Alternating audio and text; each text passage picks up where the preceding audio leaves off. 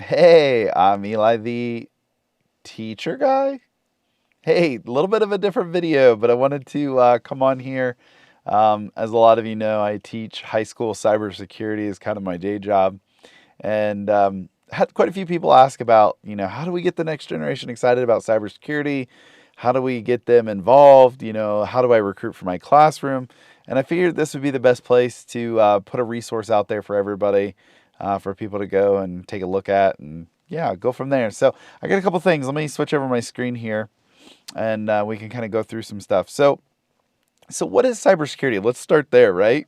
The best way to think of cybersecurity is no matter what you're doing, your ultimate job is protecting that data. So, really helping students understand, that you're protecting that data, whether it lives on a computer, on a server, on a phone, um, maybe even being passed over a network. Your job as a cybersecurity analyst is to protect that data. So, that really helps students kind of get a better understanding of what cybersecurity looks like and what it is. And, a couple of other things, why cybersecurity? Well, here's why cybersecurity. So I have this actually up in my classroom. It plays 24/7. We've actually got it on a screen that faces the hallway now. So even other labs and students can see. But getting this in the front of their minds for this next generation. But this is why cybersecurity. So as you can see here, today alone, there's been 70 million attacks, and today alone in a 24-hour period. That's just insane. So this is why we need that next generation to help us with cybersecurity problems. So a couple things that I do.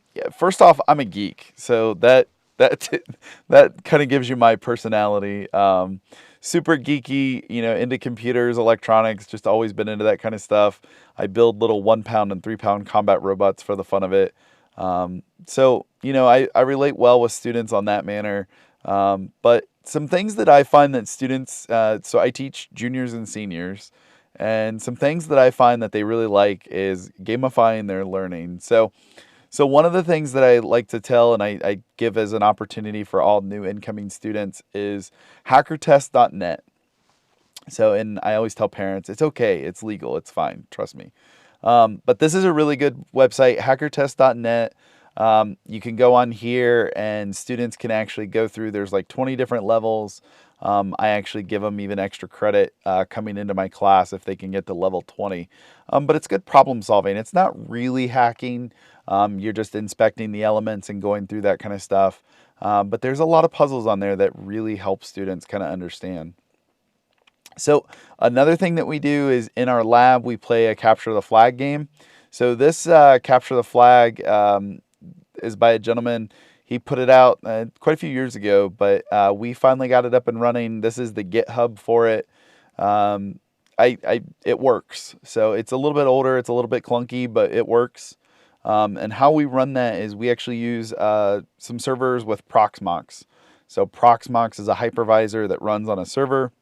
It creates virtual networks, so it helps, from an education standpoint.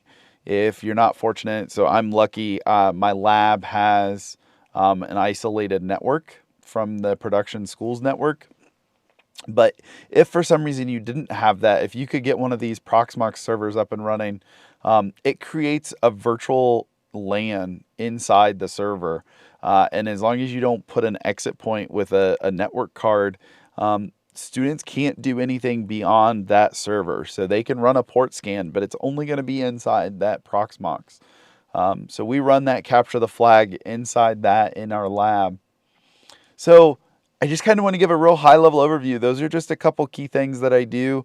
One other big thing I'll point you to is Certification Magazine actually did an article on myself in my cybersecurity lab back in May. So I really recommend going and checking out that article.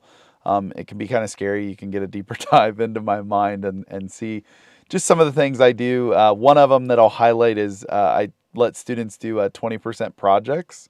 So what that is, Google's most known for it, but it basically lets students, pick what they're passionate about. Creating that buy-in with students is really vital. If they don't want to learn it, they're not going to. So figuring out how to motivate them, and the best way to motivate them is letting them pick their learning and guide their learning. So 20% projects, I obviously can allot 20% of the lab time. So I call it 5% projects. And we have an open projects management board. So students can go on and pick different things. Like we've got a barcode scanner for attendance that came out of that. My students currently are working on a Raspberry Pi photo booth. But getting them excited about just technology in general is one key thing that I do.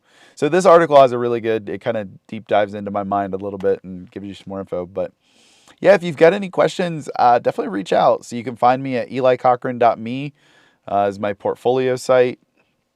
If you, yeah, feel free to reach out to me. I can point you in the right direction. I'll put some links in the comments below or in the description below with some of the stuff I talked about and my links to my portfolio site. And you can, from here, you can find me through the Career Center. You can go to there. You can find me on some other things as well, LinkedIn, that kind of stuff. But yeah, elicochran.me. Hopefully this helps. Definitely don't hesitate. Feel free to reach out. I love collaborating with people. And yeah, have a good day. See y'all.